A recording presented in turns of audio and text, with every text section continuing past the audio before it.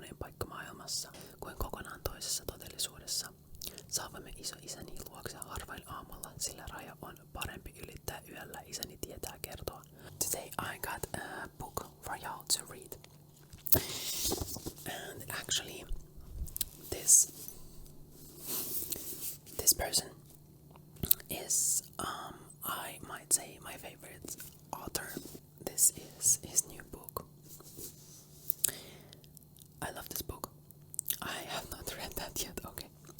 But all the books before that I have read, I don't know.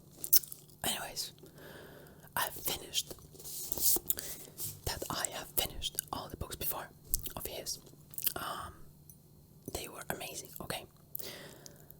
So now we have this new book, and I'm gonna read like maybe first pages, some of them, out loud for y'all. So this book's name is Lehmä synnyttää yöllä, and from now on the subtitles are gonna be in English. And from now on the subtitles are gonna be only in Finnish.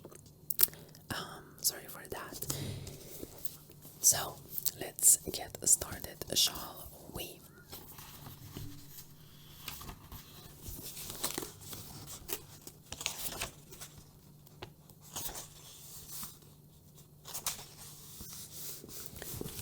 Valo on pimeyden vasen käsi ja pimeys on valon oikea käsi.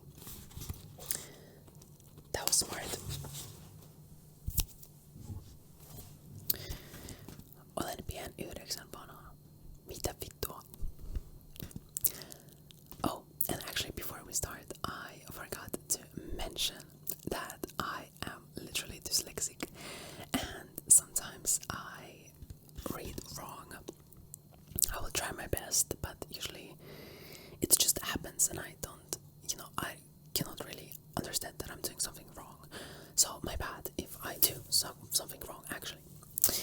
But anyways, so Lehmä 1996 Kosovo. Olen pian 9 vanha ja saanut hädin tuskin nukutuksi. Niin paljon Lehmä minua jännittää. Uuvuttoman yli viikon kestäneen ajomatkan aikana vanhempani ovat puhuneet paljon kotimaastamme. Kosovo on kaunein paikka maailmassa. Ja silloin kun ei ole sodassa, Kosovo on suoranainen paratiisimaan päällä.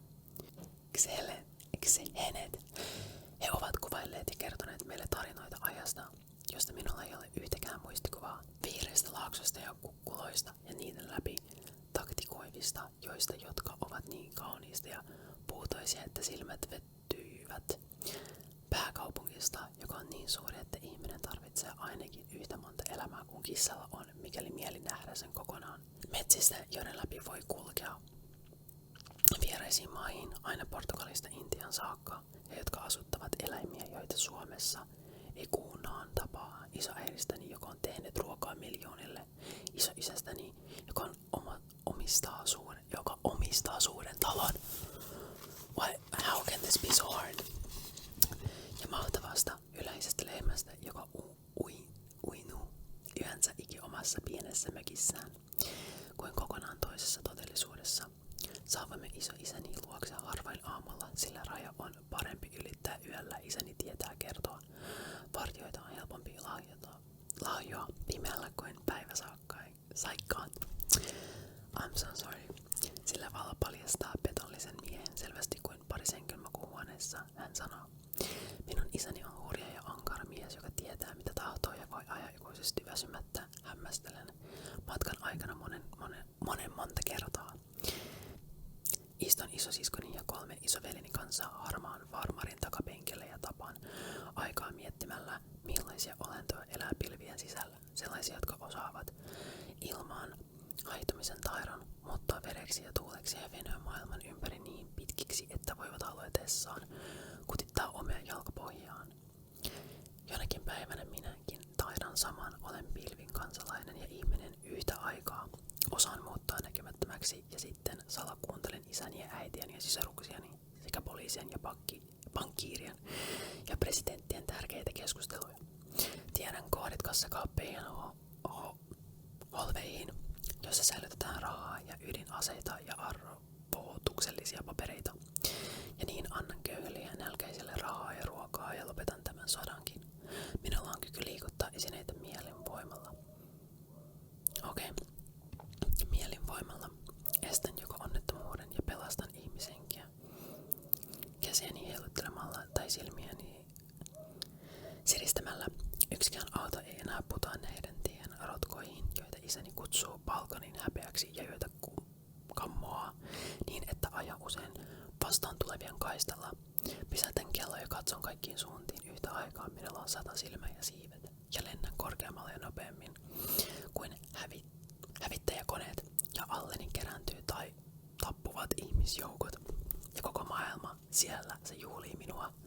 Kukapa olisi uskonut, altani kuuluu tuollainen onneton pakolaislapsi. He ihmettelevät ja kurattelevat käsiään voidakseen edes hiipaista kantapäitäni. Olen kerta kaikkiaan ihmeellinen. Okay, I think that's gonna be it for today. Because I really struggle with this. Okay, anyways, thank you very much for listening. If you